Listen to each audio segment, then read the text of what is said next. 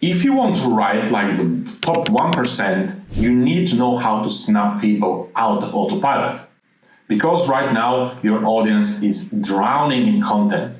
They're consuming thousands of messages per day.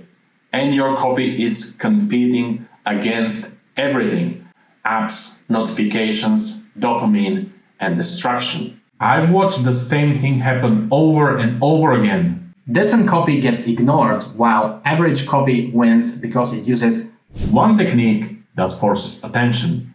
So in this video, I will show you how pattern interrupts work, the 4 categories you can use instantly, and how to place them so they feel intentional, not gimmicky.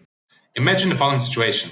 You're scrolling through social media, skimming post after post of bland, predictable content, and suddenly something catches your eye.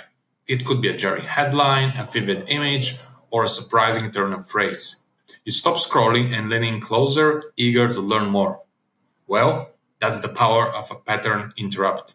And that's what I'm going to be talking to you about today. So no matter whether you're a business owner, a coach, or a freelance copywriter, you would like to pay attention to this video because this is a very advanced copywriting technique and can help you make a lot of sales. Okay, so in a world where consumers get thousands of ads every day, it's becoming increasingly difficult, let me actually underline this, to capture and hold people's attention. That's why as copywriters and as marketers, we need tools that can snap our readers out of autopilot mode and make them sit up and take notice. And that's where pattern interrupts come in. But first of all, let's focus on what pattern interrupts are. So, a pattern interrupt is any technique that disrupts your audience's usual thought patterns and expectations. That's why it's called a pattern interrupt. Maybe another name could be a pattern disruptor. I kind of actually like that. So this interrupts or disrupts your audience's visual thought patterns and expectations. So it's a way of breaking the script that readers expect to counter. And in doing so, it creates a higher state of awareness and receptivity. So at the psychological level, pattern interrupts work by exploiting your brain's natural wiring for detecting novelty and threat. In other words, because it's a little bit fancy, pattern interrupts just get your brain to think that that's something new, I want to see it. So when you encounter something unexpected or unusual, your ancient survival instincts kick in. So you start to pay attention, reassess your surroundings, and prepare to respond to potential opportunities or dangers. In copywriting, you can use this instinctive response to your advantage. And you can do that by strategically disrupting or interrupting your readers' expectations at key moments. For example, you can grab their attention to stand out in a crowded content landscape. You can reset their expectations and create an openness to new ideas. Or you can evoke curiosity, anticipation, and engagement with our message. All right, let's move now to the types of pattern interrupts in copywriting or marketing. Let's add marketing. So what do pattern interrupts actually look when in the context of copywriting or marketing? Well, here are a few of them. The first one is a verbal interrupt. These are unusual words, phrases, or sentence structures that break your readers' unexpected language patterns. Think about unexpected analogies, jarring juxtapositions, or wildcat vocabulary that stands out from your usual brand voice. Here's an example. Sizzle schmizzle, let's talk about the steak. Quite verbal, right? Okay, now let's talk about visual interrupts. These are eye-catching design elements, formatting choices, or images that disrupt the usual reading flow. Think bold colors, striking graphics, or unconventional layouts that demand attention. One example could be using a handwritten font or doodle illustration in the middle of a formal sales page. Let me show you an example. So, for example, here this is an ad that I just captured. It's in Bulgarian, but it says our designer is a little retro, but our discounts are great. And this people have been using paint. I have seen this in different forms. For example, it could be our graphic designer is taking a holiday. So we took over the marketing, and you have this like something that has been written, and it's a very bad design, obviously, and they used paint. Another visual interrupt could be, take a look at this picture. And for example, you can be advertising, let's say, a health supplement, but then you include something like a tree, or I don't know, something that has nothing to do with what you're going to be advertising. And that's a very cool pattern interrupt. Okay. Number 3 is contextual interrupts. These are unexpected shifts in tone, emotion, or narrative that defy your reader's expectations for how the story will unfold. Think sudden twists, surprising revelations, or emotional pivots that reframe the reader's understanding. One of the most common examples is, I used to think, come and believe, then I discovered the shocking truth about XYZ. So for example, this could be, I used to think email marketing was dead. Then I discovered a shocking truth about email marketing having a 40x ROI. So something like this can work. It has to be counterintuitive. For example, I used to think eating chocolate is bad for your health, but then I discovered blah, blah, blah. Obviously, it has to be true. This is just a crazy example. But for example, you can talk about dark chocolate and how it can be actually healthy because it includes flavonoids, and those flavonoids can help with a bunch of benefits. So that's another contextual interrupt. Okay, interactive interrupts. These are prompts, questions, or commands that directly engage your reader and demand a response. Think provocative queries, fill-in-the-blank statements, or choose-your-own adventure style options that pull the reader into the content. Here's an example. Quick quiz. Do you make any of these 5 deadly niche mistakes? So this could be SEO mistakes. It could be copywriting mistakes. I actually have a video about 5. I wouldn't say them they're deadly, but they are very common mistakes, and they can actually kill your the conversions. So these are always good. Do you make any of these mistakes? Do you make any of these common language learning mistakes or common speaking when you're, let's say, you need to present, you need to have a presentation in front of 100 people, and yeah, you might be making some mistakes. So that's a good interactive interrupt.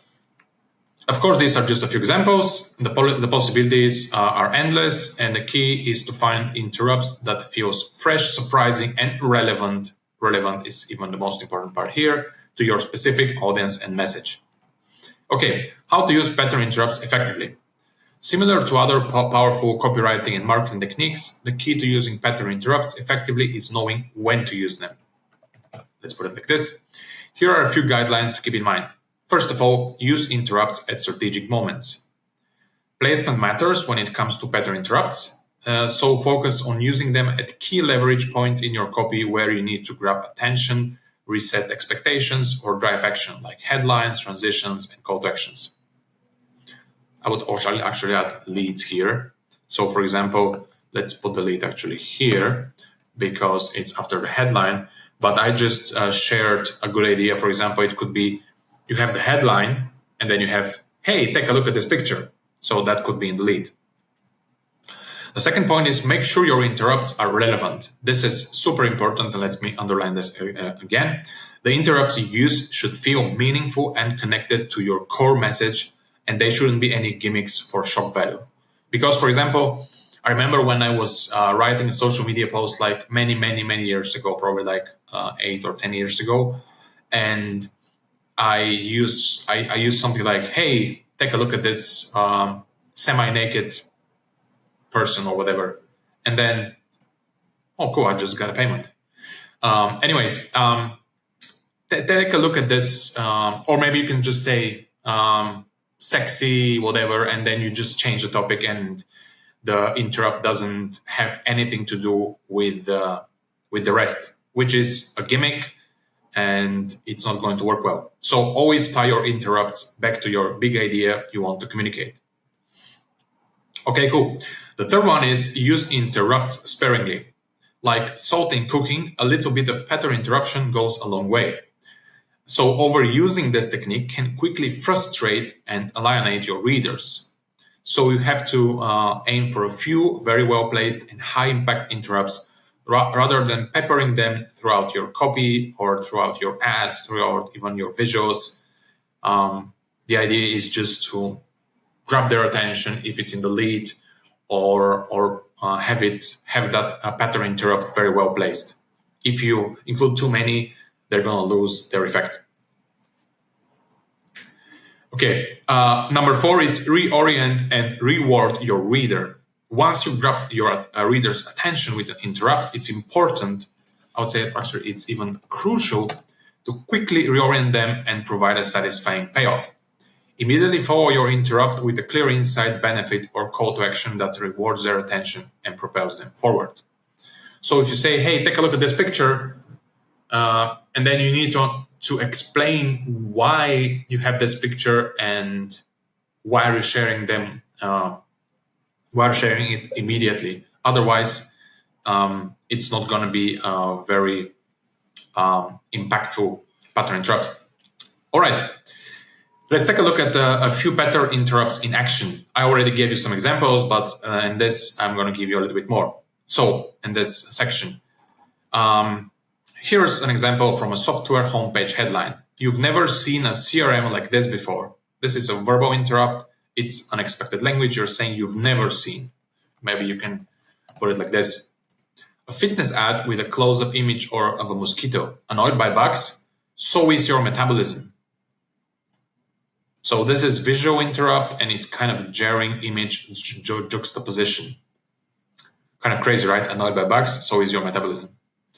And then you have a political fundraising email. I never thought I would say this, but, and then blah, blah, blah. So this is contextual, and it's a surprising pivot because you thought you're never going to do this, but you're doing it. For example, I never thought I would eat junk food, but when the first fits of depression hit me, I started binging on McDonald's or whatever, something like this.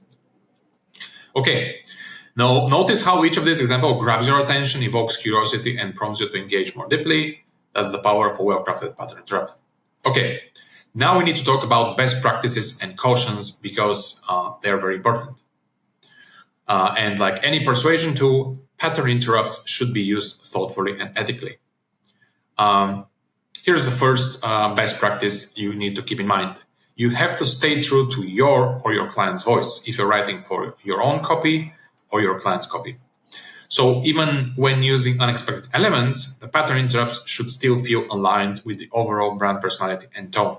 So don't sacrifice authenticity for cheap gimmicks. This is extremely important. Let me actually put this in orange. Also, don't overdo the pattern interrupts. Resist the temptation to pack your copy with too many, because if you use them in excess, they can quickly undermine your credibility and irritate your readers. A little goes a long way. Number 3, test and optimize. As with any copywriting technique, it's important to test different pattern interrupts to see what works best for your unique audience. So as I said, it could be a visual, it could be a contextual, or it could be a verbal interrupt, or maybe a combination of all would go very well. So we have to pay attention to the engagement metrics and reader feedback. So if, for example, if you are using Wistia for a VSL and you start with, take a look at this, and then you start explaining, and if you see that you grab the attention, but then it suddenly drops, then it means that you need to upgrade or change that pattern interrupt, or at least the copy after it. All right, well, now you know how to use pattern interrupts in your copy, and the only thing you need to do is start using them ASAP. And if you've enjoyed this video and you'd like to see more of me, I would like to invite you to subscribe to my channel. There's going to be a link at the end of this video, and I have, at the time of shooting this video, I have 227 subscribers and 19 videos, and I'm planning to be sharing at least one long form video around 15 to 20 minutes every single week from now on. And actually, I've been doing this for the last 3 months. Actually, a couple of months. So if you've been enjoying my videos and you'd like to get to know more about copywriting and marketing, and if you're a business owner or a copywriter and you'll actually want to work with me, you can also reach out via some of the links in the description of this video. So yeah, thank you so much for listening. And if you have any comments, let me know in the comment section below. I always respond to comments, and I will see you in the next video. Cheers.